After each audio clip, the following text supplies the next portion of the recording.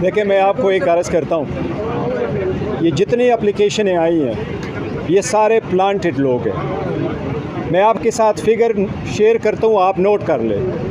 8,37,950 ये पीटीआई के पास register eligible voter है जो हमारे पास डेटा में मौजूद है।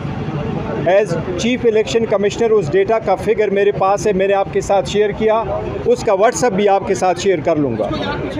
अभी आपने जिक्र किया जिस वक्त इमरान खान साहब ने नॉमिनेट किया पैनल, अल्हम्दुलिल्लाह इस बात की सबूत है, हमारा अनफोज होना इस बात की सबूत है कि पीटीआई वाहिद पार्टी है जो स्ट्रांगेस्ट है, मजबूत है, यूनाइटेड है। इसलिए जिस वक्त खान साहब ने कहा ये मेरा पैनल है, 8,37,950 रजिस्टर वोटर में से एक भी आगे नहीं आ रहा कि उस इमरान खान साहब की बात के ख़िलाफ़, पैनल के ख़िलाफ़ मुकाबले में कोई खड़ा कर दे।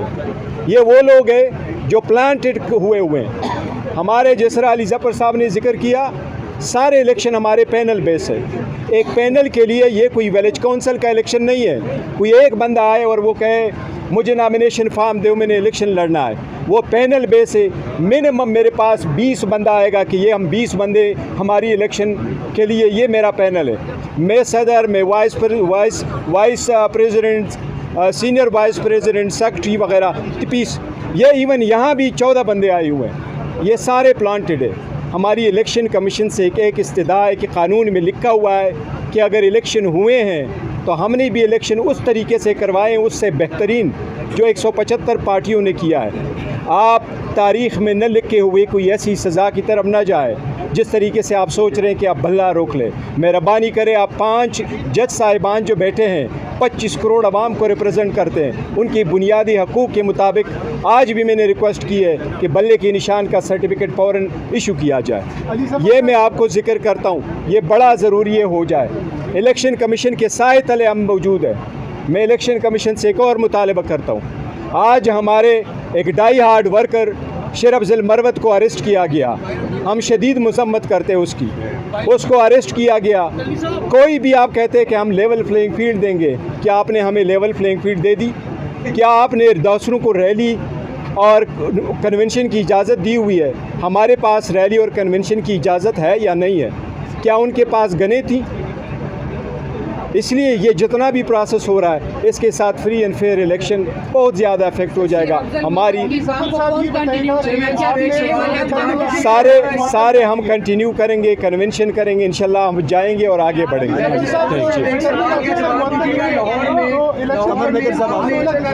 आपने स्टे लिया है जिसकी वजह से DROs का जो स्टे आपको मिला है उसकी वजह से इलेक्शन प्रोसेस रुक गया है। तहरीक इंसाफ सबसे ज़्यादा इलेक्शन इस वक्त चाहती है, तो आप इसको किस नज़र से देखते हैं? मुल्क पूरे में इस वक्त इलेक्शन का प्रोसेस रोक दिया इलेक्शन कमीशन ने उस स्टे के बाद।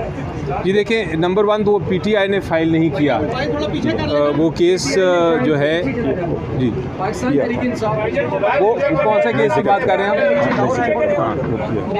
देखिए, हमेशा से हमारा एक मौक़िफ़ रहा है, वो मेकअप यही है कि जब मैं समझ गया, देखिए हमारा एक मौक़िफ़ रहा है और वो मौक़िफ़ थ्रू आउट यही रहा है कि इलेक्शन कमीशन जब इलेक्शन करवाएं तो free and fair and transparent करवाए, ये आईनी ज़िम्मेदारी है।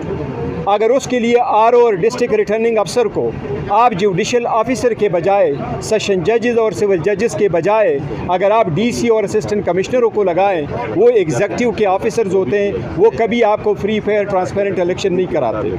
इलेक्शन कमीशन ने उनकी अपॉइंटमेंट बड़ी दूर कर ली थी, ये इलेक्शन के पार्ट पे हैं। कभी इनको रिटर्निंग अफसरान जो है वो जुडिशरी से लगाने चाहिए थे, ना कि वो DC को लगाए। तो इसलिए ये मैं समझता हूँ ये एट्रीब्यूटेबल है टू द इलेक्शन कमीशन। लेकिन मैं ऐड कर दूं एक चीज़ इसमें कि हमारी नज़र में इसकी वजह से इलेक्शन डिले नहीं, ये इरादा बिल्कुल नहीं था कि इलेक्शन डिले हों, और हम चाहेंगे कि ये इलेक्शन डिले इसकी वजह से ना हो। ये एक हमारी दरख्वास्त है जो पिटिशन के फॉर्म में गई है, लेकिन उसकी वजह से ये जो इलेक्शन है शेड्यूल ये जारी कर देना चाहिए इलेक्शन कमीशन को, और इलेक्शन उसके मुताबिक कराने चाहिए, ये डिले का रीज़न ना बने।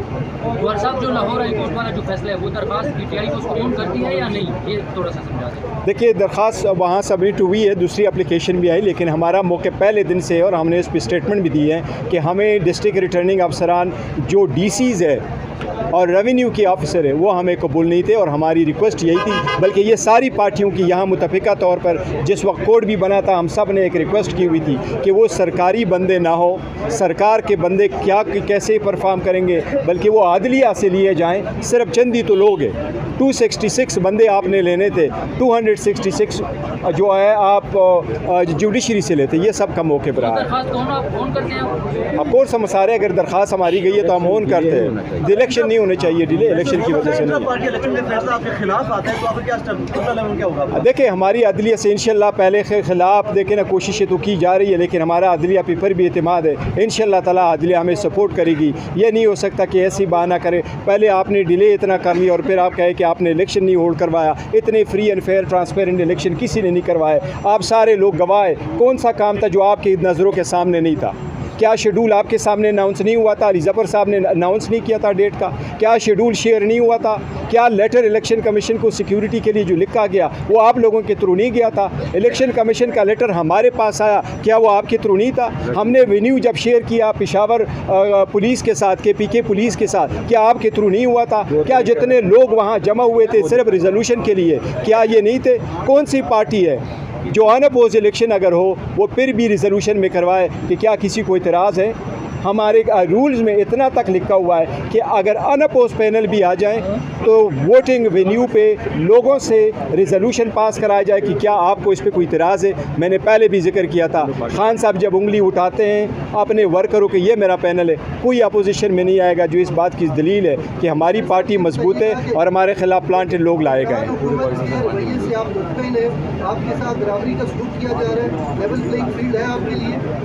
हमारे लिए कोई लेवल प्लेइंग फील्ड नहीं, और हमने कभी उसको जो केयर टेकर सेटअप है, हम समझते हैं कि केयर टेकर सेटअप गुज़श्ता हुकूमत की एक एक्सटेंशन है।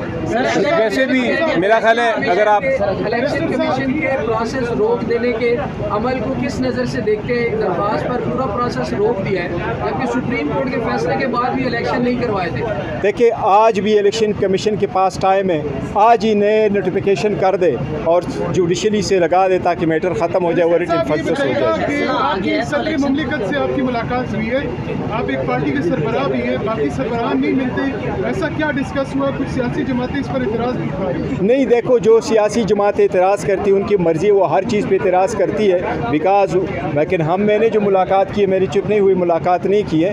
उसका एक प्रेस रिलीज़ भी आया था प्रेसिडेंसी से और ओपन मीटिंग थी, 2 घंटे रही थी। हमने सारे मौजूदा सूरत हाल पे करती और कर्टिसी कॉल थी, तो इसलिए ये होता ही रहता है। और हमारे पार्टी में